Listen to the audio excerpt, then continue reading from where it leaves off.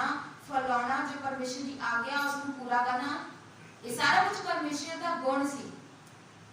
परमेश्वर चाहता सी कि पूरी जाति दे विच ओहदा प्रचार किया जाए, पूरी जातियां दे विच परमेश्वर के बारे दसिया जाए, ਉਹਦੇ ਕੰਮਾਂ ਨੂੰ ਬਿਆਨ ਕੀਤਾ ਜਾਏ। जो जो परमेश्वर ने चमत्कार दिखाए, जो परमेश्वर ने काम किए, वो परमेश्वर चाहते कि वो लोग जो दुखी आ, जो परेशान आ, उन्हां दे विच कीता जाए ताकि वो परमेश्वर नूं जानन।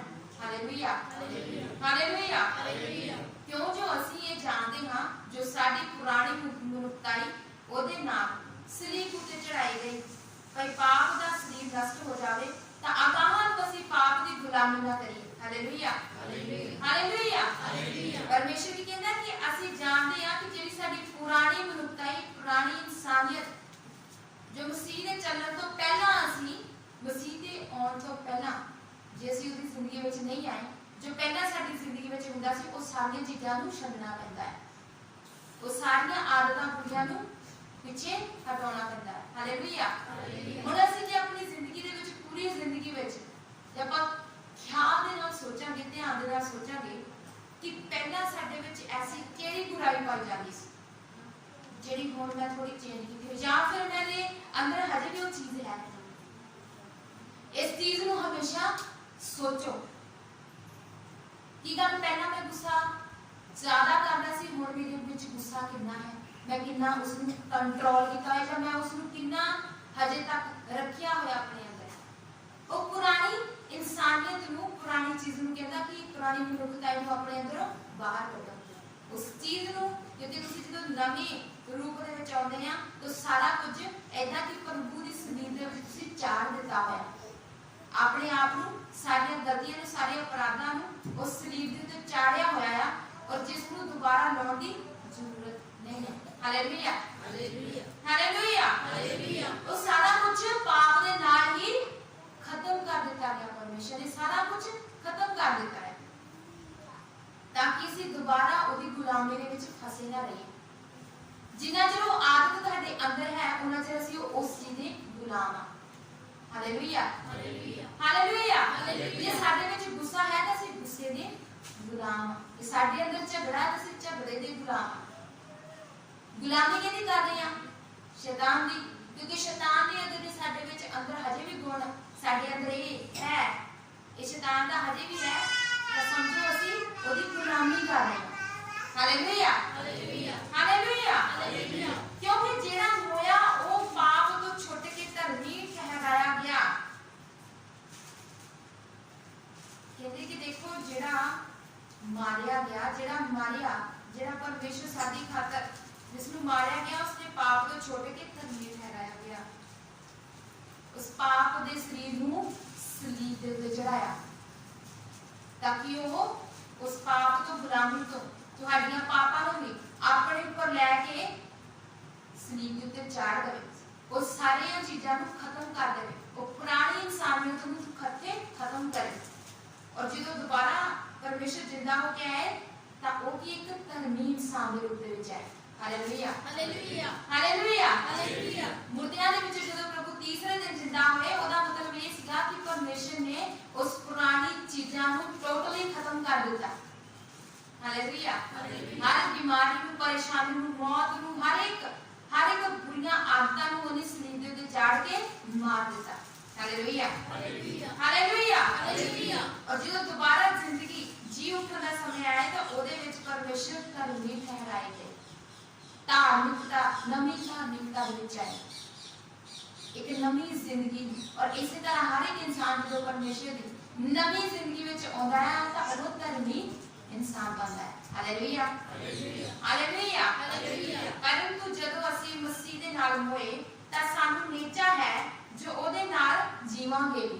Hallelujah, hallelujah.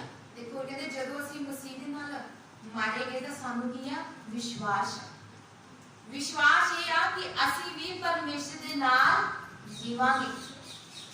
किन्नियां ने इस चीज की समझ आ रही है, इन्हें इस चीज को समझ रहे हैं। Hallelujah, hallelujah. कि जदों असी अपने विचों पाप नूं खत्म करते हैं, मान लो कि जिंदगी में साडे कुछ भी हो रहा है, जिन्ना चਿਰ असी उस चीज़ नूं, उस गंदी चीज़ नूं अपने विचों बाहर नहीं कढ़दे, उन्हां चेर साडी जिंदगी विच मसीह दा जीवन नहीं आउंदा। Hallelujah hallelujah hallelujah hallelujah. जरा ख्याल देना कि किस चीज़ तो साडी शांति भंग हुंदी है। हर एक घर दे विच कोई ना कोई प्रॉब्लम हुंदी है, लेकिन उस चीज़ का भी तुहाडे कोल ही हल हुंदा है अगर असीं ध्यान नाल सोचीए, अच्छी तरह ध्यान नाल, पूरी बरीकी दे नाल उसनूं सोचना चाहिदा ध्यान दे नाल कि कारण की है, क्यों ये सारा कुछ हो रहा। अगर तुसीं उस चीज़ को खत्म करना चाहते हो तो वो भी तुहाडे हाथ विच है। Hallelujah hallelujah hallelujah hallelujah. जे कहंदे असीं मसीह दे विच चलदे हां तां साडे विच सारा कुछ नहीं होना चाहिए। जे साडे घर दे विच शांति भंग हुंदी है, उस चीज़ नूं तुसीं पकड़ के उसनूं अपनी लाइफ दे विचों दूर रखना चाहिए है, ताकि साडी जिंदगी विच शांति बनी रहे, परमेश्वर दा माहौल बनिया रहे, ओदी शांति, ओदी खुशी साडे माहौल विच बनी रहे, जे असीं चाहुंदे हां। Hallelujah hallelujah hallelujah hallelujah. क्यों जो असीं ये जानते हां कि मसीह जो मुर्दियां विचों जी उठिया तां फिर नहीं मरदा। Hallelujah hallelujah. जे सानूं इन्ना पता है ना कि जे परमेश्वर मुर्दियां विचों जी उठिया तो दोबारा नहीं मर सकता, जानते हैं, सब जानते हैं। जे सानूं इन्ना विश्वास है कि मसीह नहीं मरदा तो साडे विच मसीहत किदां मर सकदी है। जे असीं पूरी तरह परमेश्वर विच चलांगे तो साडे घर चों कभी भी खुशी खत्म नहीं होगी, ਉਹਦਾ प्यार कभी भी खत्म नहीं होएगा, ਉਹਦਾ वचन, ਉਹਦੀ समझ साडे कोलों अकल बुद्धि कभी भी खत्म नहीं होएगी। इस चीज़ को हमेशा नोट रखना। Hallelujah hallelujah. जो मसीह कभी मरदा नहीं, तो जे असीं परमेश्वर की आज्ञा का पालन करते हैं तो असीं ये विश्वास करते कि मसीह साडे विच जिंदा है, जिंदा परमेश्वर साडे नाल। इस चीज़ को जे असीं याद रखते, विश्वास करते तो परमेश्वर साडे नाल जिंदा है, ते जे विश्वास ही नहीं करते तो परमेश्वर को तुसीं मुर्दा समझिया होया है। जे तुहाडी लाइफ दे विच हजे भी बीमारियां, परेशानियां, टेंशनां, लड़ाई झगड़े हो रहे हैं तो समझो तुहाडे मसीह तुहाडी लाइफ दे विच जिंदा नहीं है। Hallelujah hallelujah. अगाहां नूं मौत दा उस विच वस नहीं, जेड़ी मौत वो मोया वो पाप दे कारण इक्को बार मोया, पर जेड़ा जीवन वो जिउंदा है वो परमेश्वर दे कारण जिउंदा है। Hallelujah hallelujah. देखो गाहां नूं कहंदा उस दे उत्ते मौत दा वस नहीं होया, क्यों? क्योंकि इक्को ही बार परमेश्वर मारिया गया और इक्को ही बार उस जिंदा है। Hallelujah hallelujah. जे वो एक बार मर गया लेकिन मौत दे वस विच नहीं पिया, दोबारा मौत दे विच नहीं गया। Hallelujah hallelujah. वचन दे विच कदी लिखिया होया कि एक बार परमेश्वर चलो जान दित्ती, प्रचार किया, लेकिन उस तो बाद किथे गया? स्वर्ग दे विच। स्वर्ग तो बाद उतर के परमेश्वर दोबारा मरिया? मौत हुई नहीं हुई, क्यों? क्योंकि इको बार ही परमेश्वर ने जीवन पाया। Hallelujah hallelujah hallelujah hallelujah. क्योंकि वो कहते कि जिंदा परमेश्वर है, इस करके क्योंकि परमेश्वर ने उन्हें जो जिंदगी दी है, जैसे ये कहते कि जिंदा है तो परमेश्वर के कारण जिंदा है। Hallelujah hallelujah. जे हर इंसान भी परमेश्वर दे विच जिंदा है तो परमेश्वर के कारण ही जिंदा, क्योंकि परमेश्वर ने उन्हें जिंदा रखा होया। Hallelujah hallelujah. इसी तरह तुसी भी अपने आप ਨੂੰ पाप ਦੀ ਗੱਲੋਂ ਮੋਏ ਹੋਏ ਪਰ ਮਸੀਹ ਯਿਸੂ ਵਿੱਚ परमेश्वर ਦੀ ਜਿਉਂਦੇ ਸਮਝੋ। Hallelujah hallelujah. इस कारण कहता ਤੁਹਾਨੂੰ ਵੀ ਚਾਹੀਦਾ ਆ कि ਆਪਣੀਆਂ ਗਲਤੀਆਂ, ਆਪਣੇ ਪਾਪਾਂ ਨੂੰ ਤੁਸੀਂ ਆਪਣੀ ਜ਼ਿੰਦਗੀ ਦੇ ਵਿੱਚ ਮਾਰੋ, ਉਹਨੂੰ ਖਤਮ ਕਰੋ। ਜੇ ਤੁਹਾਡੀ ਜ਼ਿੰਦਗੀ ਵਿੱਚ ਨਸ਼ਾ ਹੈ ਤਾਂ ਉਸ ਚੀਜ਼ ਨੂੰ ਮਾਰਨ ਦੀ ਕੋਸ਼ਿਸ਼, ਉਸ ਚੀਜ਼ ਨੂੰ ਖਤਮ ਕਰਨ ਦੀ ਕੋਸ਼ਿਸ਼ ਕਰੋ। ਇਹ ਨਹੀਂ ਕਿ ਤੁਹਾਨੂੰ ਗੁੱਸਾ ਆ ਰਿਹਾ ਕਿ ਤੁਸੀਂ ਆਪਣੇ ਆਪ ਨੂੰ ਮਾਰਨ ਦੀ ਕੋਸ਼ਿਸ਼ ਕਰੋ, ਇਹ ਗਲਤੀ ਕਦੇ ਨਹੀਂ ਕਰਨੀ। ਆਪਣੀ ਉਹ ਗਲਤੀਆਂ ਨੂੰ ਖਤਮ ਕਰੋ ਜੋ ਤੁਹਾਡੇ ਅੰਦਰ ਪੈਦਾ ਹੋ ਰਹੀਆਂ ਹੈ, ਜੋ ਤੁਹਾਡੇ ਅੰਦਰ ਸ਼ੈਤਾਨ ਘਾਹ ਦੀ ਤਰ੍ਹਾਂ ਪੈਦਾ ਕਰ ਰਿਹਾ ਹੈ। Hallelujah hallelujah. ਅਚਾਨਕ ਹੀ ਤੁਹਾਡੇ ਮਨ ਦੇ ਵਿੱਚ ਸ਼ੈਤਾਨ ਗੁੱਸਾ ਪੈਦਾ ਕਰ ਦਿੰਦਾ ਹੈ ਕਿ ਤੂੰ ਆਹ ਕੰਮ ਕਰ, ਘਰ ਦੇ ਵਿੱਚ ਲੜਾਈ ਦਾ ਮਾਹੌਲ ਪੈਦਾ ਕਰ। ਇਹ ਕਿਹੜਾ ਸ਼ੈਤਾਨ ਤੁਹਾਡੇ ਕੰਨ ਦੇ ਵਿੱਚ ਫੂਕ ਮਾਰਦਾ ਹੈ ਤੇ ਤੁਸੀਂ ਉਹਦੀ ਸੁਣ ਲੈਂਦੇ ਆ।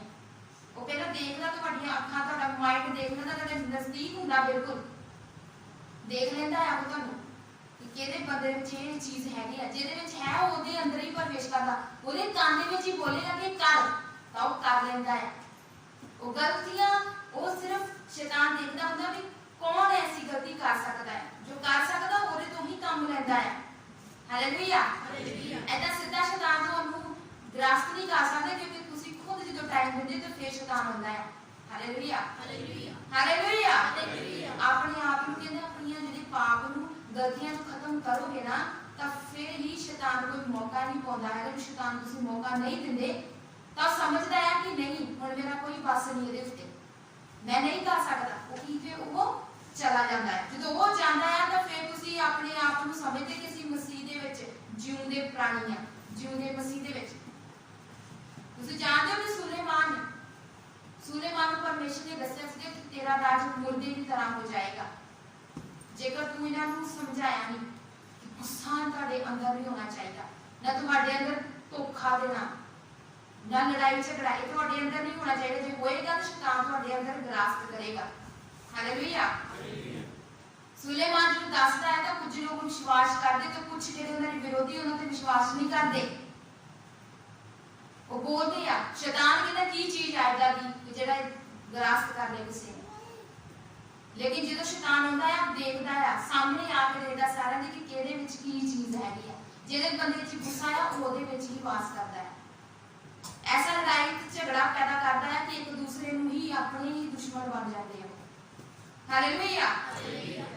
लेकिन परमेश्वर कहंदा ये सारे जिहड़े शैतान दे गुण ना तो अपने विचों बाहर कढो, ते तुहाडे विचों बाहर निकलणगे तो समझो कि मसीह तुहाडे अंदर जिउंदा है।